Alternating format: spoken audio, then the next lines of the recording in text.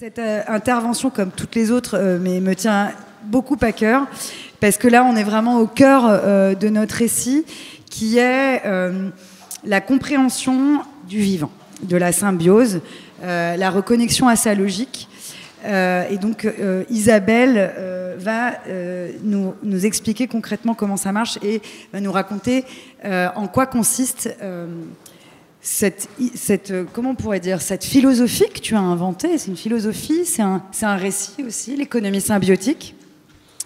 Donc Isabelle Delannoy, alors c'est difficile de raconter son parcours tellement il est dense, riche. Tu es quand même connue pour avoir donc écrit le scénario de Home.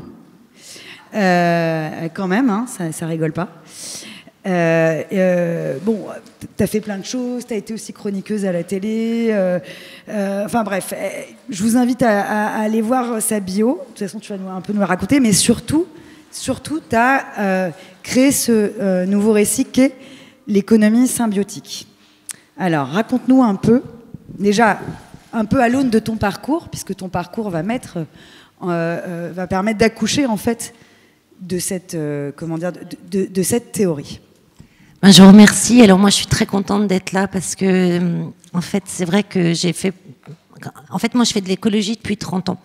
Donc, ce que j'appelle être une activiste au sens américain du terme, c'est-à-dire de mettre sa carrière au service de ses convictions. Et pour vivre de l'écologie, j'ai fait beaucoup de métiers. Et comme tous les activistes, en fait, quelle que soit la cause, on a tendance pour trouver où vivre, à faire finalement beaucoup de métiers. Et c'est ce qui est la richesse, je crois, de notre milieu, c'est d'avoir des gens qui ont fait plein de choses différentes et qui, du coup, peuvent croiser des regards. Et je peux... oui, donc je suis ingénieure agronome et ça fait donc 30 ans que la question que la planète allait devenir la grande actrice du XXIe siècle, ça me taraudait depuis longtemps.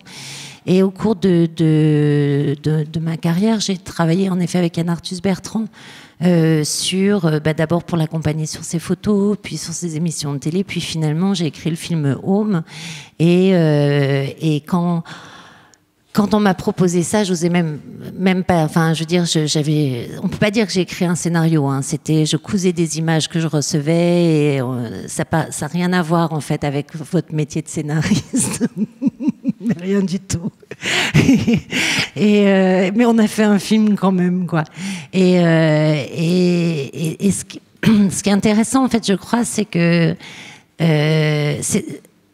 et ensuite, en fait, pardon, pour dire rapidement mon parcours, en effet, j'ai aussi, je l'avais aidé aussi pour ses émissions Vue du ciel, puis finalement, j'intervenais dans des émissions, puis finalement, Home avait tellement bien marché qu'on me demandait des trucs, et j'ai essayé de créer des émissions. Je suis allée parfois jusqu'à un pilote, mais jamais au-delà. Et puis j'ai aussi, au cours de ces aventures-là, rencontré des productions, etc., et partagé mon mode de vie dans des chroniques chez Stéphane Bern, où j'apprenais, je montrais comment avec le vinaigre blanc on peut tout faire. Enfin, vous voyez.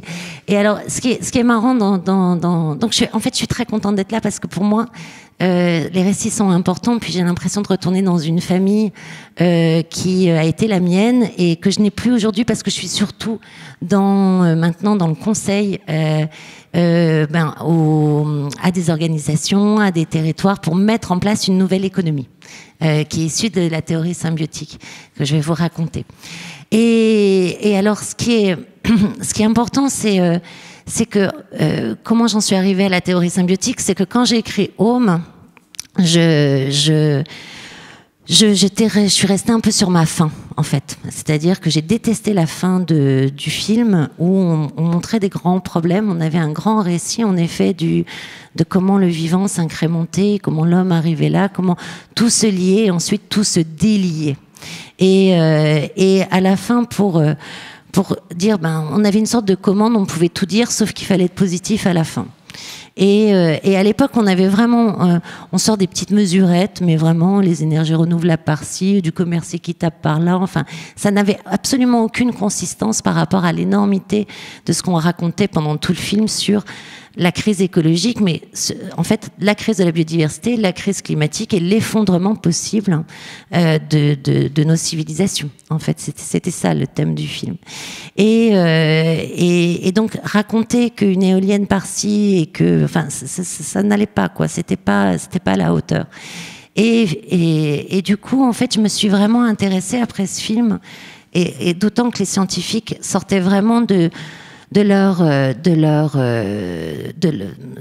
enfin, j'ai pu interroger des grands scientifiques de la planète à ce moment-là, des spécialistes des océans, des spécialistes de la biodiversité, du climat. Ils arrivaient à une date, en fait, tous convergeaient dès qu'on les faisait sortir de leur réserve vers 2020. En gros, 2020, on devait avoir changé notre façon de voir l'économie, on devait avoir changé le paradigme productif, économique, technique mondial pour pouvoir vraiment commencer une nouvelle ère. Sinon, on allait avoir des effets de seuil qui, s'ils n'étaient pas déjà arrivés, nous emmenaient vraiment vers un autre état thermodynamique global de la Terre. Un autre état thermodynamique global de la Terre, ça veut dire que notre planète change vraiment de comportement. C'est donc toutes les images de survivalisme. Moi, j'avais adoré l'image du premier salon du survivalisme où on voyait une cabane, ma cabane au Canada, quoi, dans les bois, devant un lac. Et là, on se dit, mais que ça s'effondre, quoi. Mais moi, je veux aller habiter là, ça va être génial. C'est pas du tout ce qui va se passer, en fait. On a des vrais dérèglements. C'est-à-dire, un autre état thermodynamique global, ça veut dire que, peut-être que, vous savez, ces images où on voit des arbres sur les ruines, etc., mais peut-être que même les arbres ne pourront plus vivre dans un autre état thermodynamique global. Donc, il fallait se dire, en fait, soit on l'avait déjà inventé, soit on n'aurait pas le temps avant 10 ans, hein, Home est sorti en 2009, d'inventer autre chose. Donc il fallait savoir s'il y avait une cohérence dans tout ça. Mais au départ, moi je ne l'ai pas du tout fait, j'imaginais jamais sortir une théorie économique, je faisais justement pour raconter des histoires. Et puis pour raconter des histoires, on a besoin de conceptualiser en fait. Pour vulgariser, on a besoin d'avoir compris les trucs. Et puis pour pouvoir être simple, il faut pouvoir avoir compris un peu la racine des choses. Et du coup, au fur et à mesure, je m'apercevais que ce que je cherchais, c'était des modèles qui avaient un impact positif, qui soit restauraient les écosystèmes vivants parce qu'ils produisaient, soit vraiment diminuaient structurellement les impacts. Et au fur et à mesure, je me suis rendu compte qu'il y avait un motif commun, qui fonctionnaient tous de la même façon. Et que finalement, ils étaient régénératifs. Ils produisaient des effets qui devenaient ce à partir de quoi ils produisaient. C'est-à-dire, parce que je produis, j'enclenche des choses qui vont devenir mes facteurs de production. Un peu comme l'abeille, elle va prendre le nectar dans une fleur, elle va se charger de pollen, mais elle ne voulait pas se charger de pollen, elle n'était pas allée chercher le pollen, elle était allée chercher le nectar qui la nourrit. Et elle va à une autre fleur et du coup le pollen tombe sur l'autre fleur et elle régénère la fertilité du milieu dont elle dépend. Et donc tous ces systèmes fonctionnaient comme ça. Et tous ces systèmes fonctionnaient en écosystème. Il fallait une diversité d'acteurs. Il fallait qu'ils rentrent en coopération. Il fallait qu'il n'y ait pas d'intermédiaire entre eux, sinon ça perdait de la valeur, ça devenait plus rentable. Ou sinon ça perdait même de l'innovation. Il fallait que ce faisant, en fait, cette diversité d'acteurs, parce que vous imaginez bien que, par exemple, on dit tes déchets sont mes ressources en économie circulaire. Bon, si on fait tous la même chose, on aura tous les mêmes déchets, on aura besoin tous des mêmes ressources. Donc on ne pourra jamais rentrer en complémentarité. Et il se trouve en fait que nos sociétés aujourd'hui sont organisées comme ça. Vous avez des villes mono-industrielles fondées sur le textile. Moi j'habite Roubaix, donc vous voyez, ville effondrée. Fondées sur l'automobile, vous regardez Détroit, ville effondrée. Fondées sur la chimie, vous regardez, ou de la mécanique, et vous regardez un tas de villes en France, même dans les Vosges, etc., fondées sur la chimie, qui se sont effondrées, etc., le charbon. Donc, tant qu'on est mono-industriel, mono quelque chose, en fait, on n'est pas résilient. On n'est pas résilient. Et donc, cette diversité, c'est un de ces principes de l'économie symbiotique, et il y en a 6, en fait. En alliant cette diversité, mais c'est vrai pour le récit aussi. Moi, je me suis rendu compte, par exemple, quand je fais cette digression parce que c'est le thème, excuse-moi, hein, mais j'y pense là comme ça. Quand j'écrivais justement les textes pour Artus, en fait, moi, ce qui m'intéressait à partir, c'était surtout pas d'utiliser la photo comme un support à un discours, parce qu'elle perdait sa charge. Elle devenait une photo documentaire. C'était très chiant. Ça devenait très, très chiant. Je regardais ce que l'image me disait et j'essayais, en fait, de raconter des faits et de rapprocher des choses qu'on n'a pas l'habitude de rapprocher. C'est-à-dire que je pouvais, par exemple, dire comment rapprocher le vivant, le social, l'industrie, et du coup, donc avec cette diversité d'éléments qui en sont rapprochés directement, il se crée en fait un effet d'émergence. Il se crée une poésie en fait, parce que lorsque vous connectez des choses que vous n'aviez pas l'habitude de connecter, qui se deviennent logiques, eh bien là, vous comprenez un truc que vous n'aviez pas compris. Et ça, c'est fabuleux parce que ça fait un déclic dans le cerveau. En fait, ça noue des synapses dans le cerveau. Ça fait des nouvelles synapses. Vous connectez des choses que vous n'aviez pas connectées. Ça, c'est super.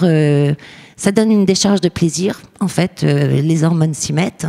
Et en plus, ça vous fêle le cerveau tout à coup parce que votre regard s'ouvre à une réalité différente. Eh bien, vous pouvez introduire un nouveau message. Et donc, c'est ça. On a besoin aujourd'hui de cette diversité. Cette diversité d'éléments qu'on va rapprocher pour devenir résilient en fait dans cette économie. Mais c'est vrai que ça marche pour le récit aussi. Je me perds un peu, pardon. Et donc je me suis rendu compte que ces principes, pour revenir on voyait que la régénération écologique des écosystèmes vivants dans de la production, parce que vous avez des besoins, vous mettez en place des écosystèmes vivants et vous allez régénérer les services rendus par les écosystèmes qui sont à la base des équilibres planétaires. Donc parce que vous avez besoin d'infiltrer des eaux de pluie, vous n'allez pas mettre des égouts, vous allez mettre des jardins de pluie.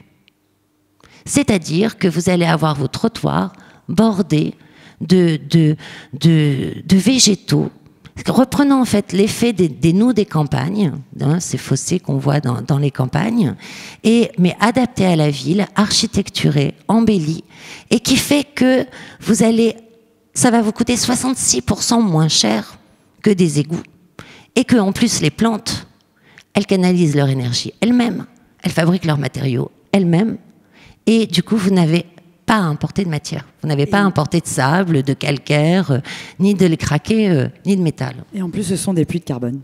Et en plus, ce sont des puits de carbone. Et en plus, comme vous avez du sol à l'air libre, ça réhumidifie la ville. Parce que c'est pas l'ombre des arbres, en fait, qui diminue vraiment les effets de chaleur. C'est vraiment le sol, en fait, déperméabilisé. Et en plus, comme vous vous sentez en sécurité au bord des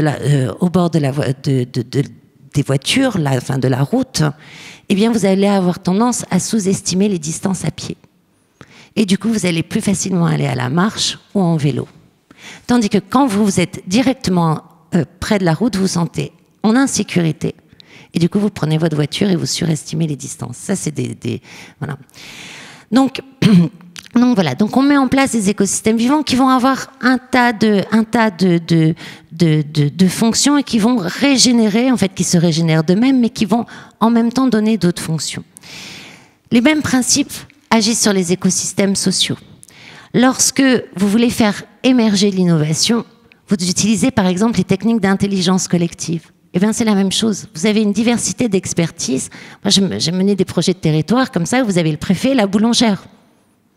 Simplement, le préfet et la boulangère, ils ont chacun leur expertise.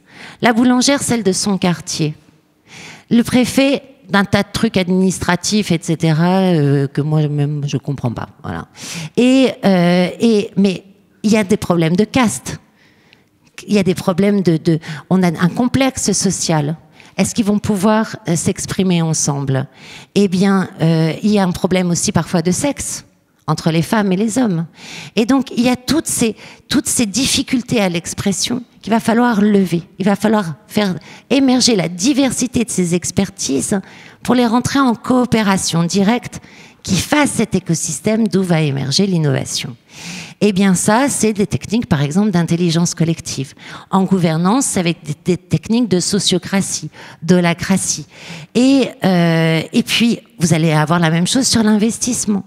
Par exemple, les structures de l'économie sociale et solidaire, hein, les coopératives, etc., vous avez quoi? Vous avez une diversité d'individus qui sont un accès égal à l'investissement. Alors après, selon chacun leurs moyens. Mais ils ont tous potentiellement accès et ils vont pouvoir avoir une décision, ils ont un accès égal aussi à la gouvernance. Par exemple, le principe de l'économie sociale et solidaire, c'est une personne, une voix. Les revenus que vous en tirez sont proportionnels à vos investissements la plupart du temps, mais la gouvernance, c'est une personne, une voix. Donc vous avez comme ça un écosystème social qui se met en place dans l'investissement aussi. Les industries, c'est la même chose. Vous allez avoir un écosystème d'industries, d'activités qui vont se mettre en place. Et ce qui veut dire quoi? Ce qui veut dire que, en fait, on s'aperçoit que ça marche pour toutes les activités. Je me suis rendu compte que ces 6 principes-là, pour avoir une activité régénérative, qui régénère sa matière, qui régénère des écosystèmes vivants, qui régénère la société, eh bien, en fait, on les avait dans toutes les activités. Ça veut dire qu'on a une économie complète, nouvelle, qui est arrivée. Complète. Elle ne se reconnaît pas encore comme une économie complète, parce que ce sont de la même famille, mais en général, pas forcément de la même économie. Les énergies renouvelables et l'économie sociale et solidaire, il y a des endroits où on a des coopératives d'énergie citoyenne, mais pas forcément. Et pourtant, ça rentre en synergie et ça marche mieux. On pourra y revenir, par exemple. Mais en plus, elle est globale. Elle est globale parce que, justement, on montre qu'elle forme des écosystèmes et que ces écosystèmes vivants, sociaux, industriels, infrastructurels, économiques fonctionnent de la même façon. Donc on va pouvoir l'évaluer de la même façon. On va pouvoir avoir des indicateurs qui sont communs à cette économie. Or, on ne mesure que ce à quoi on donne de la valeur. C'est pour ça que les indicateurs sont extrêmement importants. Vous avez besoin, en fait, moi je le vois pour convaincre, en fait, et c'est vrai que je viens aussi un peu du récit, c'est que vous avez besoin à la fois de marcher sur 2 pieds. Un pied aspirationnel, c'est quand même plus intéressant de dire que vous êtes régénératif que dégénératif, comme notre économie. Franchement, on se lève plus facilement le matin. Et vous avez un discours de preuve, dont les indicateurs, l'importance de pouvoir mesurer cette valeur. Donc, elle est globale, elle est complète et elle est puissante. Pourquoi? Parce que aujourd'hui, vous avez un tas de logiques économiques dont vous avez entendu parler, l'économie circulaire, la permaculture, l'économie sociale et solidaire, qui semblent être des pansements à notre économie. Et en fait, en effet, seules, elles ne suffisent pas, seules, elles sont limitées. Mais lorsqu'elles sont mises ensemble, elles rentrent en synergie exactement comme ce que je vous racontais sur les jardins de pluie et la mobilité. Ce qui fait que des villes, par exemple, très pionnières comme Portland, qui ont mis ça en place pour les premières, avec ce phénomène-là et d'autres, hein, mais on pourrait aller dans le détail, elles ont diminué, elles ont augmenté sont devenues parmi les plus attractives des États-Unis, alors que c'était des villes en déprise industrielle. Elles ont augmenté de 60% Portland a augmenté de 60% sa population, diminué de 21% ses émissions de gaz à effet de serre. C'est devenu la ville la plus végétarienne des États-Unis.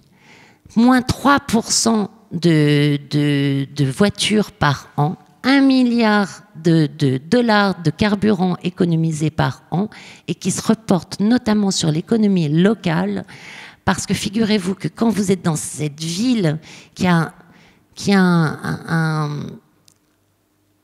un vécu complètement différent, eh bien, vous avez un sentiment d'appartenance, en fait, qui naît. Les écosystèmes vivants maillés autour de nous, c'est pas des grands espaces verts, hein. C'est la vraie efficacité, c'est quand c'est vraiment maillé, donne un effet d'appartenance et d'ancrage. Voilà.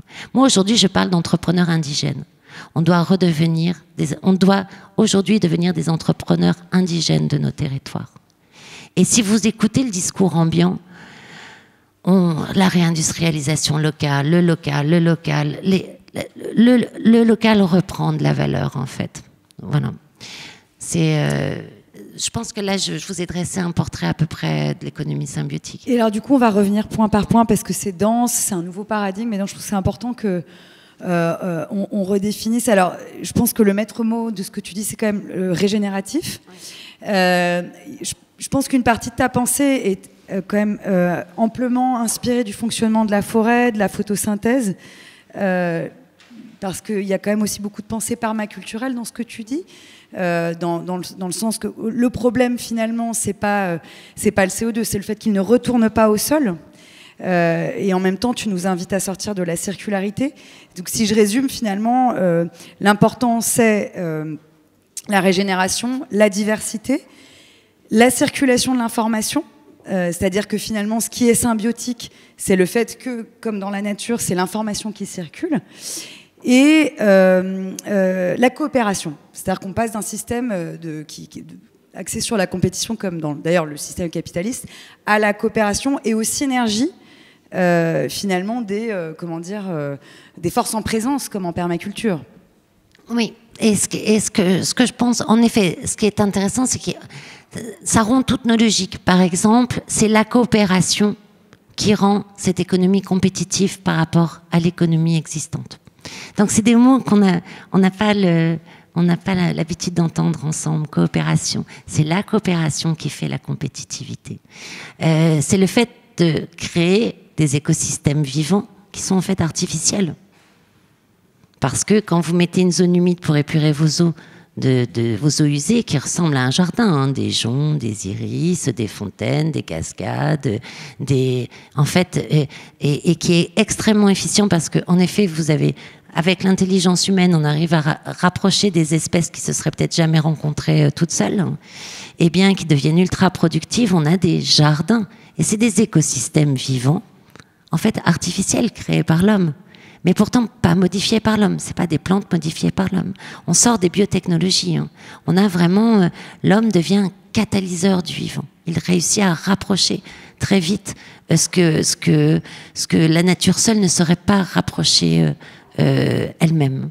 Et donc en effet, ça crée comme ça, c'est un autre imaginaire. Autre chose qu'on disait dans notre préparation qui me semble important, c'est que c'est une découverte, la théorie symbiotique. Je pensais vraiment pas écrire un jour une théorie économique. Et en regardant, en fait, en me rendant compte que toutes ces logiques économiques et productives qui avaient émergé dans le monde entier, sur tous les territoires, dans des pays chauds comme froids, riches comme pauvres, des milieux urbains, des milieux ruraux, donc une immense diversité partout dans le monde, eh bien, avait la même structure, c'est la même information en fait. Ce que je donnais, ce à quoi j'arrivais en donnant la structure de cette économie, c'est son information. Et ce qu'on disait en fait, c'est, j'avais l'impression, et je le dis pas ça d'habitude, c'est vraiment parce que je suis là, j'avais l'impression de toucher le rêve commun du monde actuel. Parce que cette économie qui est apparue de façon tellement non concertée, mais tellement cohérente, qui a la même information. Donc l'information, c'est quoi? C'est l'esprit, en fait. J'avais l'impression de tirer l'esprit de cette économie et en effet de toucher le rêve en cours dans le monde. Parce que c'est quand même assez fou que autant de gens aient innové de la même façon dans des domaines si différents. Et donc je crois en effet qu'il y a un rêve commun en cours dans le monde qui est en train de s'incarner dans un tas d'endroits différents. Voilà. Ça, c'est... Alors, on va y revenir sur cette histoire de rêve commun. En plus, ça fait le lien avec les propos de Pascal de Gaylatis. Mais quand même, moi, j'aimerais bien partager, parce que j'ai fait partie de tes premières formations, ce que j'ai trouvé de révolutionnaire dans l'économie symbiotique, avec le R entre parenthèses, c'est que dans le fond, vraiment, effectivement, tu es à la convergence pour moi, de toutes les théories autour justement de ces fameuses... de l'économie de la fonctionnalité, de l'économie circulaire, de la permaculture, mais en même temps, tu intègres les nouvelles technologies, la révolution numérique. En fait, on est à la croisée de la révolution numérique, de la révolution écologique et de la révolution démocratique.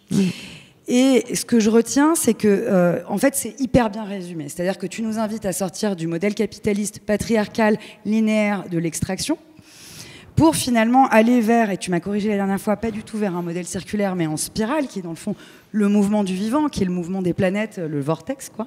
Parce que tu m'as précisé que c'était donc en expansion, quoi, c'est ça. Et qui on sort du côté pyramidal pour redistribuer le pouvoir. Et justement, à la première formation que j'avais faite, tu me disais, par exemple, que Facebook n'était absolument pas symbiotique parce que ça aurait pu l'être, mais l'information reste dans une minorité, puisque voilà, bref. Et en plus, nous sommes des esclaves puisqu'on donne nos datas, et donc on travaille gratuitement pour Facebook, alors que si il y avait une technologie de blockchain, là je vous annonce la prochaine conférence, donc on serait dans du symbiotique parce qu'on redistribuerait le pouvoir et on ferait circuler l'information. Donc est-ce que tu es d'accord avec ce résumé? Est-ce que j'ai oublié quelque chose? En fait, c'est une économie d'écosystème, c'est-à-dire c'est une économie de réseau. Où vous voyez bien quand vous... En fait, ce qui est assez un peu comme l'abeille, c'est-à-dire que vous produisez le service parce que vous le consommez. Facebook, Google, vous produisez le service parce que vous le consommez. Et on retrouve ça dans la permaculture. Vous produisez en fait ces sols fertiles, etc. Vous produisez ces paysages parce que vous avez consommé la nourriture que donnent les fruits. Mais un arbre, quand il vous fait une pomme, c'est parce qu'il veut que vous mangiez la pomme pour aller disséminer la graine. C'est la même chose, vous produisez le service parce que vous le consommez. Donc c'est assez en effet étonnant. C'est pas, on n'a pas, on n'a pas dans l'imaginaire que parce que vous faites votre omelette, vous régénérez vos œufs. C'est clair. Et vous n'avez pas non plus dans l'imaginaire parce que vous consommez quelque chose, vous le produisez. On est vraiment dans des paradoxes et des choses qui sont paradoxales dans le système actuel sont normaux dans cette économie. Alors Facebook par exemple, en effet, au départ, on avait beaucoup moins d'algorithmes qu'aujourd'hui, on avait beaucoup moins de communautarisation qu'aujourd'hui. Aujourd'hui, vous êtes en effet théoriquement libre d'aller vous mettre en contact directement avec une personne que vous connaissiez pas. Il n'y a pas de centralisateur, simplement il y a des effets d'algorithme qui vous mettent de moins en moins en contact direct avec les autres. Il y a une puissance qui vient contrôler tout ça. Et surtout, en fait, il y a des lois comme ça, c'est-à-dire que on est régénératif socialement que si on a accès à la gouvernance. Dès que on crée des communs, Facebook est comme un commun puisqu'on contribue tous et parce qu'on consomme, on produit. Et donc ça crée des communs productifs qui deviennent prédateurs de leurs contributeurs lorsque la contribution s'arrête à la gouvernance.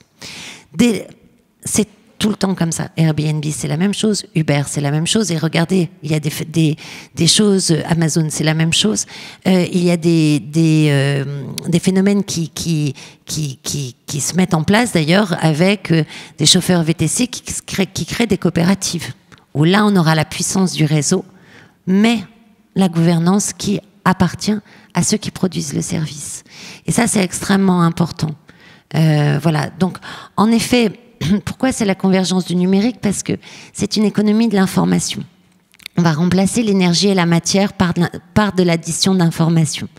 Et l'information, vous voyez par exemple la Terre. Quand on regarde la Terre, il y a toujours autant de carbone, d'eau, d'azote, de phosphore. C'est un système fermé en termes de matière. Il y a quelques météorites qui arrivent, mais c'est pas ça qui va changer beaucoup la quantité de matière. C'est un système fermé en termes de matière. Ça reçoit de l'énergie, mais c'est un système fermé de matière. Eh bien, comment ça se fait qu'on est passé d'une terre en fait qui avait en gros que quelques cellules au départ, avec cette terre florissante qu'on a aujourd'hui, même malgré la crise de la biodiversité? C'est l'information. C'est l'information. C'est l'information génétique au départ dans quelques cellules qui a déjà produit un début de vie. Puis au fur et à mesure, cette vie s'est diversifiée.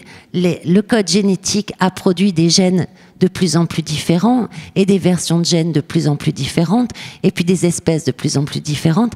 Et c'est donc l'information qui donne cette richesse incroyable qu'on a sur Terre alors que les matériaux sont toujours les mêmes. Donc c'est fou, c'est l'assemblage, réassemblage. C'est exactement comme une tôle de métal en plein vent ne va jamais vous donner de l'électricité. Vous lui donnez la forme d'une éolienne, vous apportez de l'information à cette tôle, elle va faire briller votre lampe. Donc on a vraiment, c'est l'information qui va donner, qui va permettre, avec un même niveau de matière et un flux d'énergie, on va dire constant, grâce au soleil, de pouvoir produire de plus en plus de services. Et c'est comme ça que, par exemple, vous pouvez avoir une industrie automobile régénérative des sols. C'est pareil, ça c'est inimaginable dans notre système actuel. En compilant en fait le biomimétisme, les biomatériaux, l'interopérabilité, la modularité, et d'autres modèles économiques, vous allez produire en fait une automobile, par exemple, on a des cas aujourd'hui, donc qui va énormément diminuer son besoin en métal. Elle va résoudre les contraintes mécaniques autrement par le biomimétisme. Donc elle va prendre d'autres formes, des formes d'œufs par exemple, et donc elle va pouvoir diminuer son châssis métallique. Puis elle va se concevoir en modules et interopérables comme des Lego. Et les deux combinés, elle va réduire par exemple de 20 fois son nombre de pièces à assembler. Ça veut dire quoi, ça, 20 fois le nombre de pièces à assembler? Ça veut dire que elle devient moins chère à assembler par des êtres humains, même en Suisse, où la main-d'œuvre est presque 1,5 fois à 2 fois plus chère que chez nous, que par des robots ou des ouvriers en Europe centrale ou en Chine. Ça veut dire aussi qu'elle va pouvoir s'assembler dans des locaux qui font pas plus de 3000 m². Des friches industrielles qui font 3000 m², il y en a au cœur de Paris. Et en plus, comme elle utilise des biomatériaux, etc., enfin, elle est zéro pollution à cet assemblage et à la fabrication de la coque, eh bien, elle peut rester dans des cœurs de ville parce qu'elle est zéro pollution. Si ces biomatériaux ils peuvent être cultivés de façon permaculturelle ou agroécologique, et même de toute façon, le lin et le chanvre font des systèmes racinaires très très profonds qui captent le carbone en profondeur en fait et qui ont tendance à régénérer les sols et qui ont besoin de peu de pesticides. Donc déjà en Europe, ces biomatériaux peuvent devenir locaux, mais ça pourrait être n'importe quelle fibre longue, des joncs, des bambous, etc. Aujourd'hui, la recherche est en train technique est en train d'augmenter, enfin, vers ces filières. Mais à la fin, ça c'est à la production, mais l'usage, à partir du moment où l'industrie automobile peut vous fournir votre emploi, ben vous pouvez devenir coopérateur. Vous pouvez vous associer avec des villes, et les fabricants et les usagers pour devenir coopérateurs en fait de votre bien d'équipement. Et puis, la voiture, c'est 93% de son temps de vie à l'arrêt. Donc en fait, parc mutualisé, accès à la voiture, accès à l'usage de la voiture et en plus de façon mutualisée. Du coup, beaucoup moins d'emprise au sol et du coup, on peut mettre des jardins de pluie. On peut mettre de l'agriculture urbaine, de la permaculture urbaine, voiture électrique d'ailleurs, parce que si c'est pas électrique, vous pouvez pas avoir de biomatériaux, ils fondent. Le thermique est trop. Et ce qui fait qu'en fait, vous pouvez comme ça avoir une industrie automobile locale qui fournit vos biens d'équipement, vos emplois, vos revenus d'investissement. Et comme vous êtes en coopérative, vous allez pouvoir suivre le prix. Et parce que c'est bien beau de faire un contrat à 5 ans pour louer votre voiture ou votre smartphone, etc. Si les prix augmentent, c'est ce qui s'est passé par exemple pour Xerox. C'est devenu des contrats léonins qui a adopté ce genre de choses. Eh bien, le fait d'être coopérateur, non seulement vous dégradez moins le véhicule, moins 30% de dégradation, Mais en plus, vous pouvez voir l'évolution du prix.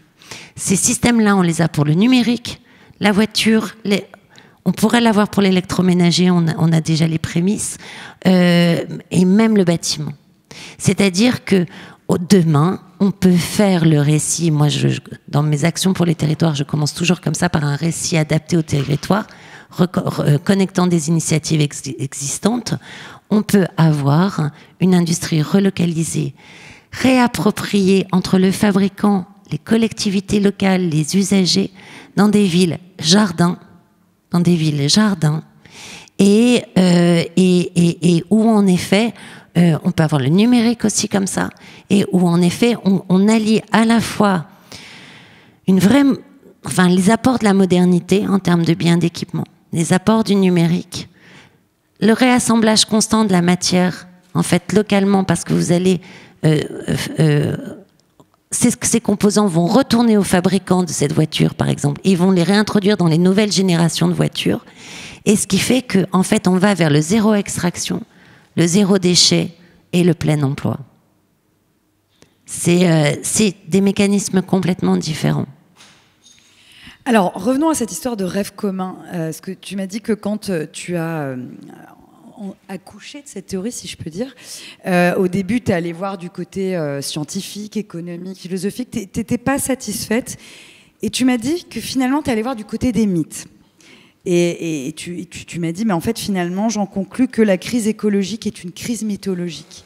Et surtout que tu en as conclu aussi qu'on était complètement hors sol et que ça réinterrogeait la place de l'homme dans le cosmos. C'est finalement ce que nous disait Florence Quentin ce matin et aussi Pascal. Est-ce que tu peux revenir là-dessus? En fait, on y revient toujours de cette place de l'homme dans le cosmos. En fait, normalement, je devais écrire Human de Yann Arthus Bertrand. Et c'est vrai que les scientifiques, je ne retrouvais plus rien de nouveau chez les scientifiques. Tout allait plus vite que ce qui était déjà prévu. C'était tout. Ensuite, dans l'économie, pas grand-chose, sincèrement. Dans la théorie économique, rien, pas grand-chose. Et dans la philosophie non plus. Alors, j'ai peut-être allé mal voir, mais je trouvais pas grand-chose non plus.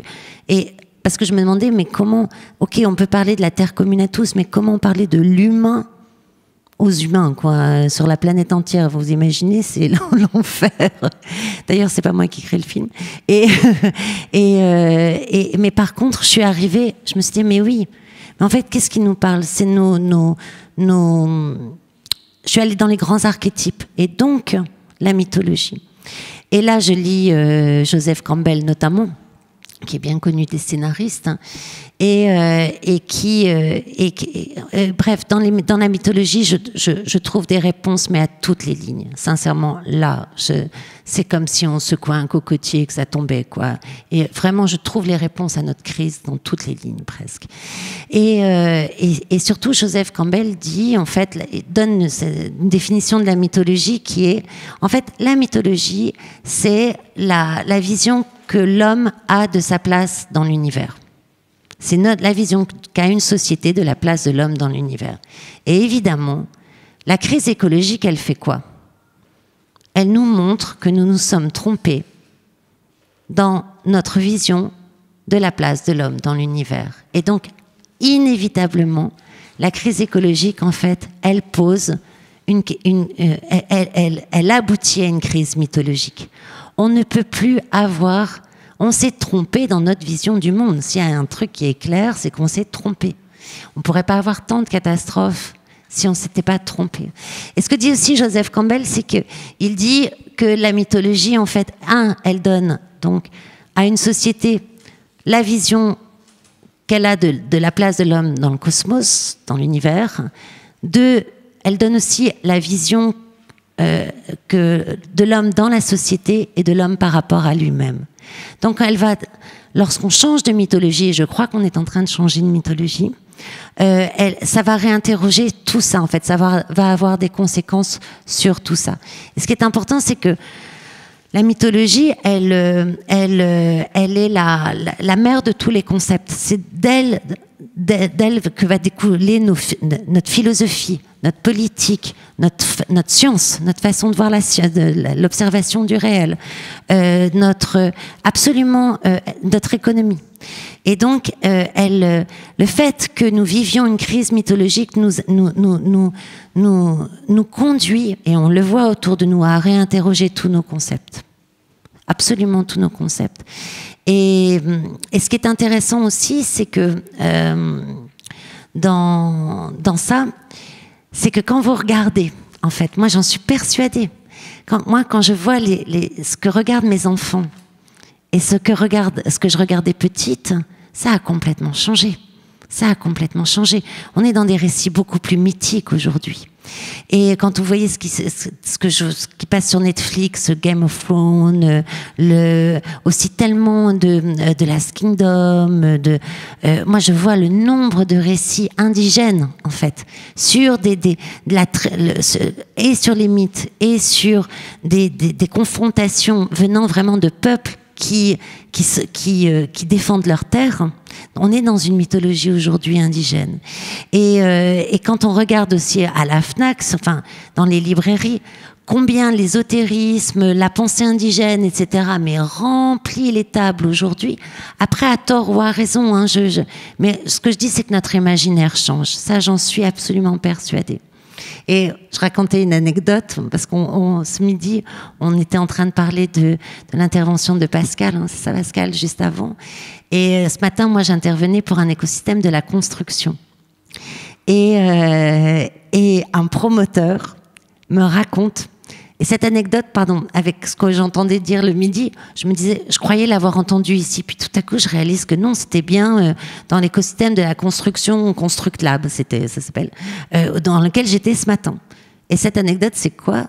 C'est un promoteur qui raconte que il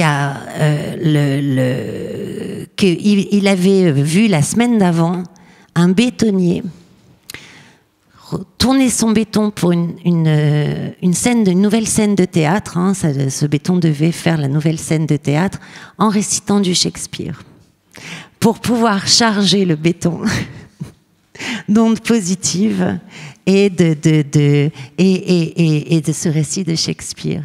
Et donc c'était drôle parce que oui, je crois que vraiment c'est une pensée, vous voyez, on est en train de changer de pensée, j'en suis sûre. Donc malheureusement, le temps est écoulé. On va laisser un peu de temps pour effectivement les questions. Moi, en tout cas, ce que je retiens de ton message essentiel, on va arriver aux questions, c'est, pour moi, en fait, tu nous reconnectes à la Terre. Tu me parlais beaucoup du mot hors sol dans notre entretien. Et là, pour nous, en tout cas, l'idée, c'est de revenir... Oula, j'ai plus de batterie. L'idée, c'est vraiment de se reconnecter à la terre et au sol. Et finalement, dans la pensée permaculturelle, est-ce que c'est vrai qu'on dit que 30 cm de sol concentre 80% des êtres vivants? Ça, je pourrais plus te dire, j'ai plus les chiffres en tête, mais ce qui est sûr, c'est que le sol, c'est la pellicule de vie sur la Terre, et je crois qu'en moyenne, sur Terre, elle est de 30 cm. Donc beaucoup de vers de terre qui... Beaucoup de fourmis, beaucoup de caramboles, beaucoup de mycélium, beaucoup de... En fait, il y a... En tout cas, c'est une fine couche que nous, on sait faire très vite, les hommes. En fait, étonnamment, on sait fabriquer du sol. On sait fabriquer du sol à flanc de montagne, dans la frange des déserts. On peut être une espèce positive pour le vivant, mais qui est vraiment fine à l'échelle de la planète. Et ce qui est fou, c'est... Moi, je me souviens de ces images, justement, qu'on montrait dans Home. C'est que lorsque vous érodez le sol, la roche se comporte différemment. Et elle est beaucoup plus sensible à l'érosion. Et malgré ces 20-30 cm de sol, en moyenne, eh bien, vous avez des érosions de roches qui sont des vraies crevasses. Parce que après, la roche est attaquée et elle déboule comme ça, quoi. Alors, du coup, on avait une question.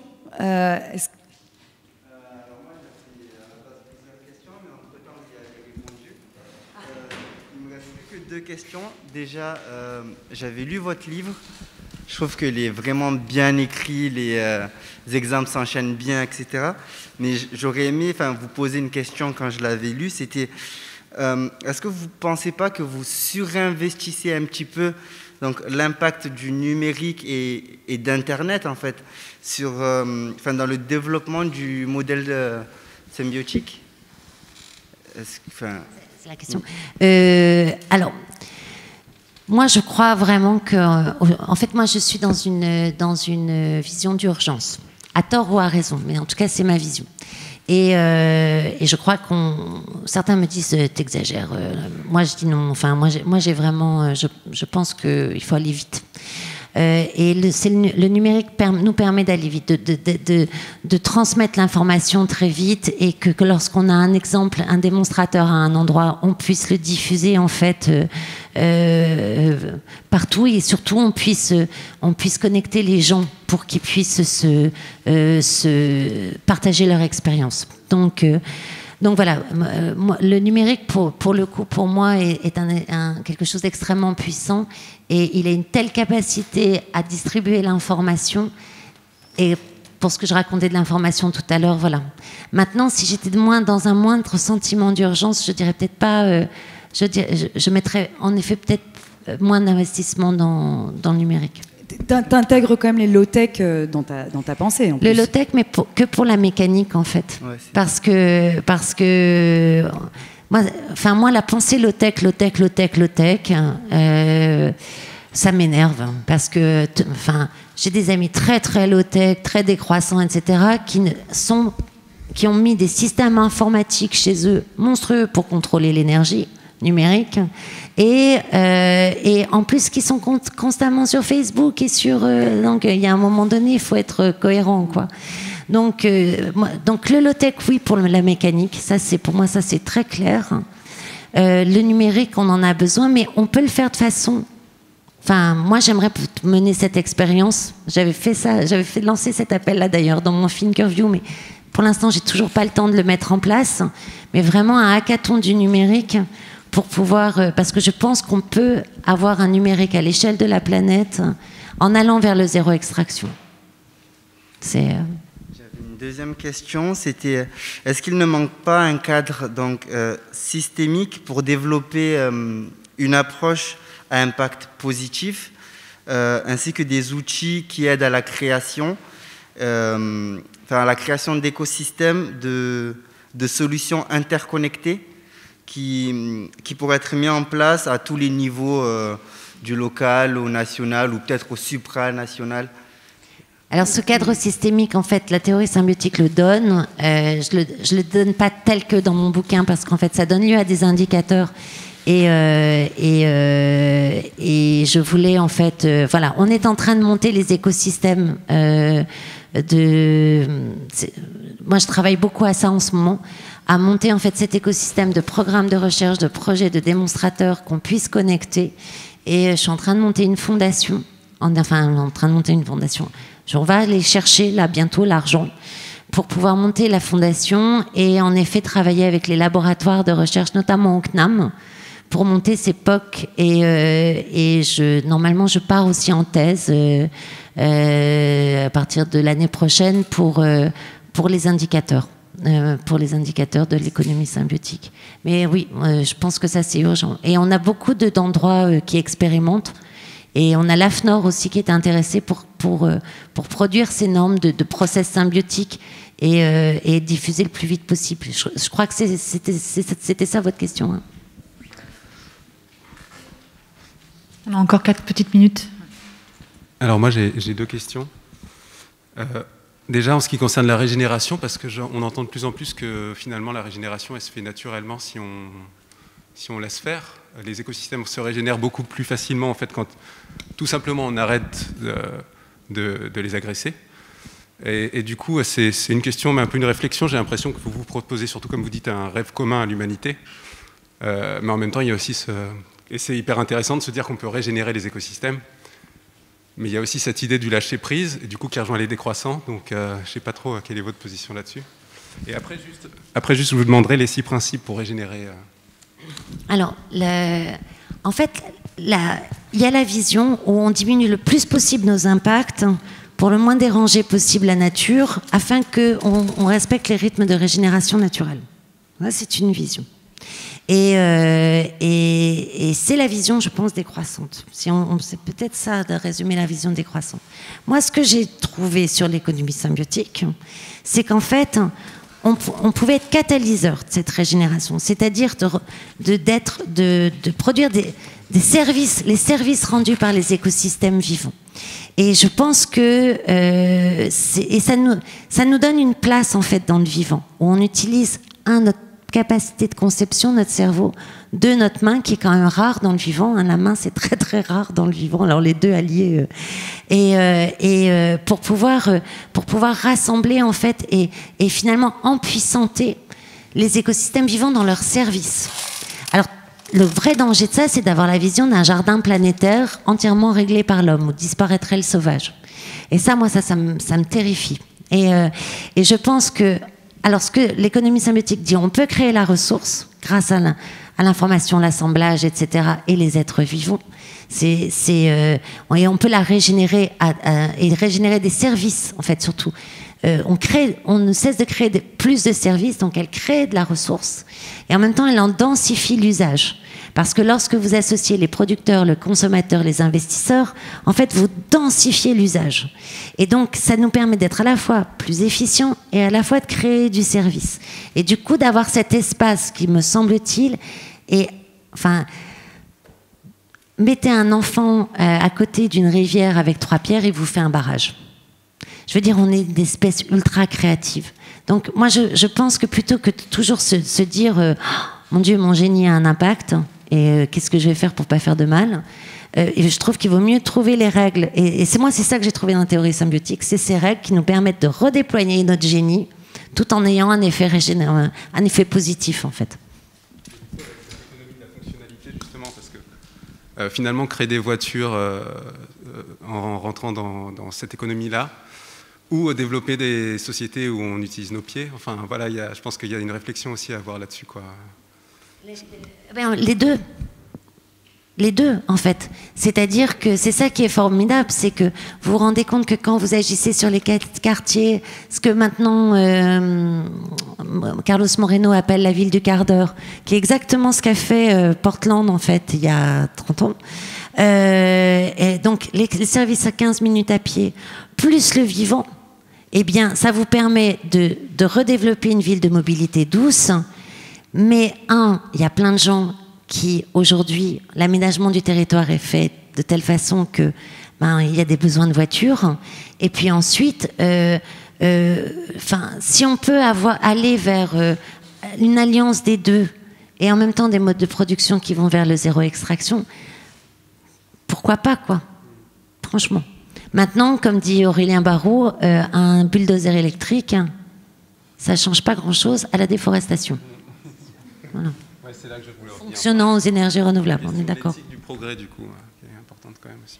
Après, les tenants, par exemple, du cradle to cradle, donc l'éco-conception, eux, ils voient les choses de la manière suivante. Enfin, je ne sais pas si vous avez entendu parler du cradle to cradle, mais soit vous éco-concevez des produits pour qu'ils retournent dans la biosphère, donc c'est compostable, ça retourne dans le sol, soit ils retournent dans la technosphère, donc ils sont éco-conçus au début pour être assemblables et désassemblables à l'envie.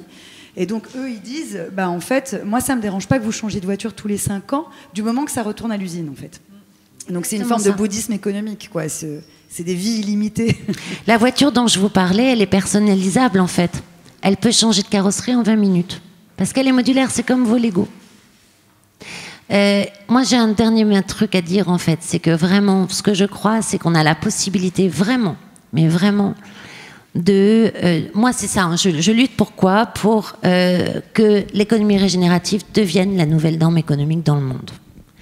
Et on a vraiment, parce qu'elle porte un autre récit, parce que aussi, si on ne veut pas se prendre de plein fouet, on va se prendre de plein fouet, hein, maintenant quand même, la crise écologique, on peut pas, voilà, on a réagi trop tard, mais en tout cas, on a besoin de solidarité, on peut peut-être encore ne pas dépasser ces effets de seuil dont je parlais.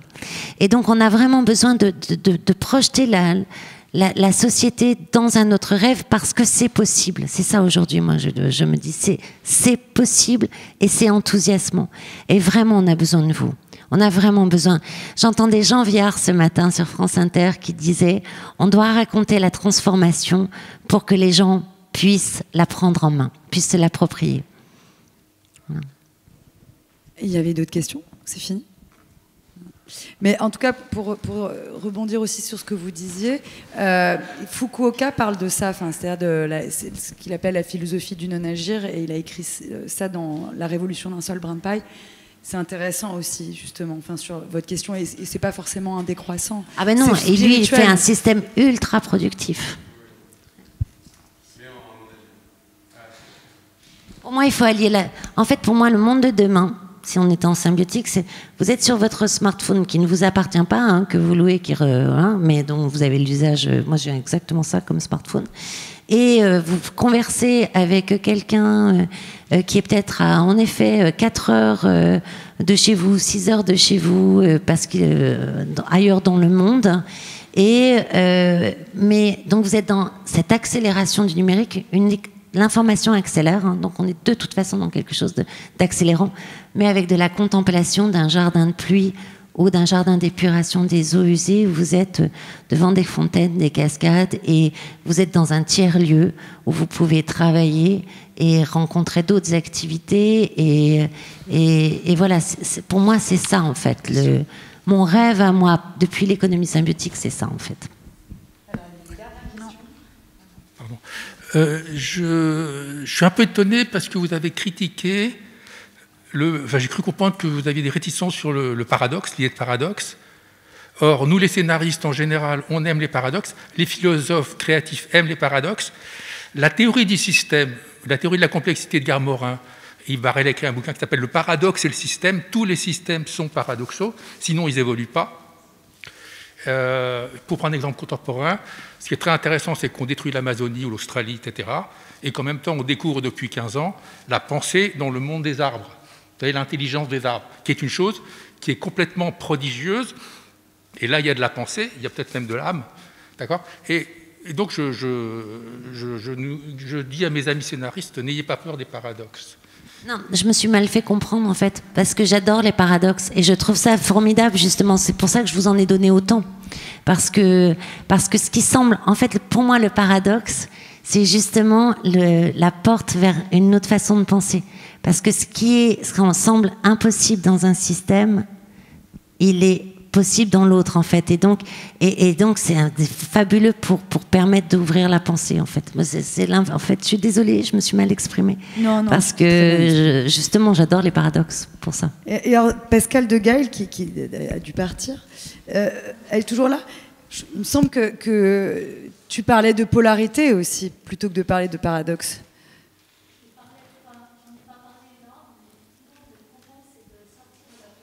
Voilà, c'est ça. En tout cas, le propos, en sortir, c'est surtout l'utiliser. C'est pas d'être coincé et de mettre les doigts dans la prise, justement, et à partir de là, de se prendre le courant. On peut utiliser la polarité plutôt que de la subir. Voilà, c'est ça. Utiliser son énergie, quoi, comme un art martial. Donc Isabelle, un grand merci. On va... ouais. Merci. Olé.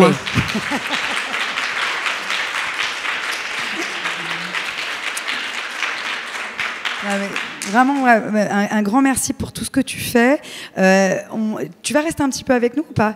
Parce qu'on va en fait poursuivre on va essayer, tout du moins, de poursuivre sur la pensée symbiotique, puisque là on va avoir une demi-heure sur la blockchain, justement les nouveaux modes de gouvernance. Et donc voir comment on peut redistribuer le pouvoir et finalement faire une convergence entre la transition écologique, démocratique et numérique. Donc si jamais tu as des inputs pendant notre échange avec Laurent Salard, n'hésite pas, ça sera avec joie, quoi. Merci. Merci à toi, merci.